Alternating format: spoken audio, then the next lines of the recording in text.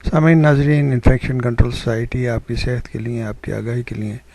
عوام الناس کی آگاہی کے لیے اور جنرل پبلک کے معلومات کے لیے پروگرام آپ کی سماعت کے لیے پیش کرتی ہے کہ کسی طرح یہ معلومات ہر فرد تک پہنچ جائے اور ہماری آواز، انفیکشن کنٹرول سوسائٹی کی آواز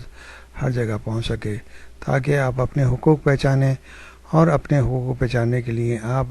افسران بالا تک اپنے مسائل حل کرنے کے لیے اپنے نمائندہ جن کو آپ اپنے ووٹ سے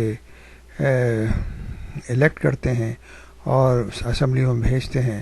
ان سے یہ وعدہ کروائیں کہ وہ آپ کو صحت کی تمام سہولتیں آپ کے گھر کے قریب، آپ کے گاؤں میں مہیا کروائیں گے۔ اس وقت میں پاکستان میں مڈ وائفری کے شعبے سے وابستہ خواتین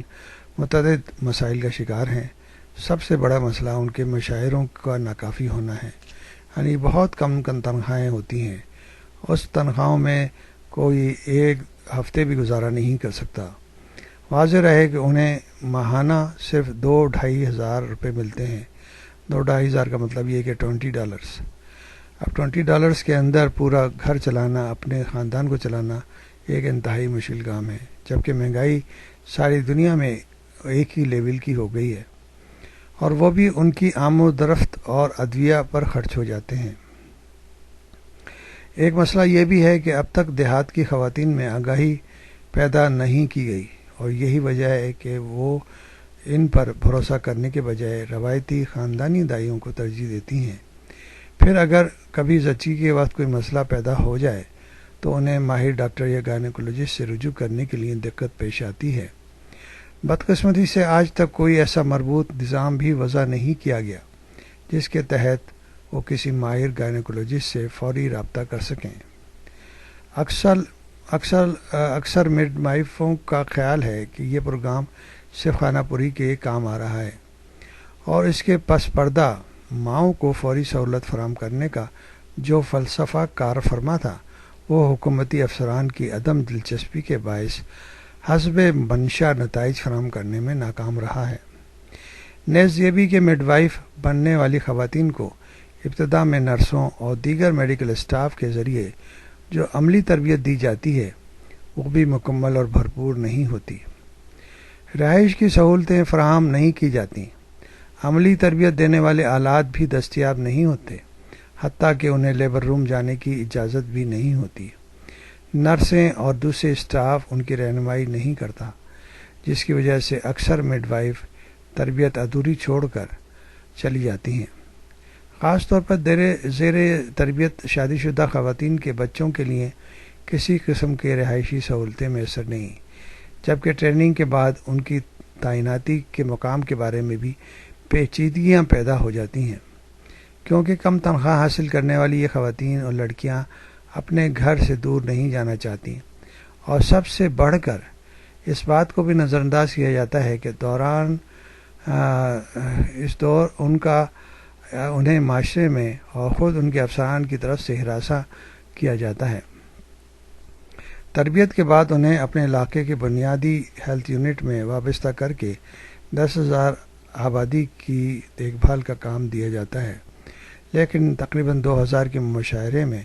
2,000 کی تنخواہ میں کے ساتھ اتنی آبادی کا دیکھنا ایک غریب اور کم تعلیم یافتہ،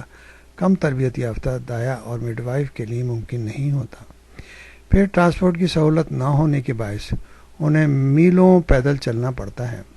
اکثر دائیوں اور مڈ وائفوں کو زچگی کے وقت کام آنے والی میڈیکل کٹ بھی فراہم نہیں کی جاتی اور نہ ہی ایسا سامان دیا جاتا ہے جو نومولود کی دیکھ بھال کے لیے ضروری ہوتا ہے، حتیٰ کہ ان کے پاس ایمرجنسی میں کام آنے والی ضروری ادویہ بھی نہیں ہوتی۔ بالالفاظ دیگر انہیں مسلح کیے بغیر میدان جنگ میں اتار دیا جاتا ہے، اور ان حالات میں جن نتائج کی توقع کی جاتی ہے وہ اعداد شمار آیا ہیں۔ دیہات میں حاملہ خواتین بھی اکثر یہی کہتی ہیں کہ مڈ وائف انہیں کسی قسم کی دوا تو دیتی نہیں، اس لیے ہم جائیں اور یہ نہ جائیں اس سے کیا فرق پڑے گا۔ لہٰذا ضرورت اس امر کی ہے کہ مڈ وائف کو تمام سہولتیں فراہم کر کے اس شعبے کو فعال کیا جائے تاکہ ماؤں کی شرح اموات کو کم کیا جا سکے۔ اس کے لیے ہم مسلسل یہی آپ کو بتا رہے ہیں کہ دیہات لیول پر جہاں پر بھی اسمبلی کے ممبران منتخب ہوتے ہیں تو ان کو مجبور کیا جائے کہ اس اہم شعبے کو نظر انداز نہ کریں۔ حکومت لیول پر بھی جو وسائل مہیا ہو سکتے ہیں وہ مہیا کیے جائیں، اور اس کے علاوہ جو عوام کے لیول پر جو سہولتیں دی جا سکتی ہیں، جو ڈونیشن دی جا سکتے ہیں، اس کے ذریعے بھی وہاں کے لوگوں کی مدد کی جائے۔ اور اسی طرح کچھ فارمیسیوٹیکل کمپنیوں سے بھی مدد لی جا سکتی ہے جو کہ ان کو مڈ وائف کو کٹس پرووائڈ کر سکتی ہیں، ادویات پرووائڈ کر سکتی ہیں، اور وہ انسٹرومنٹ پرووائڈ کر سکتی ہیں جو کہ ان کو ان کے کام کو آسان بنا سکیں۔ سب سے اہم بات ہے کہ ہر مڈ وائف کے پاس سیل فون ہونا چاہیے، اس میں ایمرجنسی نمبر ہونے چاہیے، اور ایمرجنسی نمبر کے ذریعے وہ کسی بھی علاقائی ڈاکٹر، فیمیل ڈاکٹر سے رابطہ قائم کر سکیں، نرسوں سے قائم کر سکیں، اور انتہائی ایمرجنسی کی صورت میں فوری طور پر کسی نزدیکی ہاسپٹل سے بھی رابطہ قائم کر سکیں۔ ایمبولنس کی سہولت کے لیے بھی ضروری ہے کہ ان کے پاس ایمبولنس کے نمبر ہونے چاہیے تاکہ اگر ضرورت پڑے تو ایمبولنس بھی مہیا ہو سکے، اور خواتین کو جو کہ ایمرجنسی کی صورت میں ان کو ہاسپٹل منتقل کیا جا سکے اور ان کی صحیح نگہداشت کی جا سکے۔ اسی طرح ہم اویئرنیس پیدا کر کے ماؤں کو موت سے اور ان کی زندگیوں کو بچا سکتے ہیں۔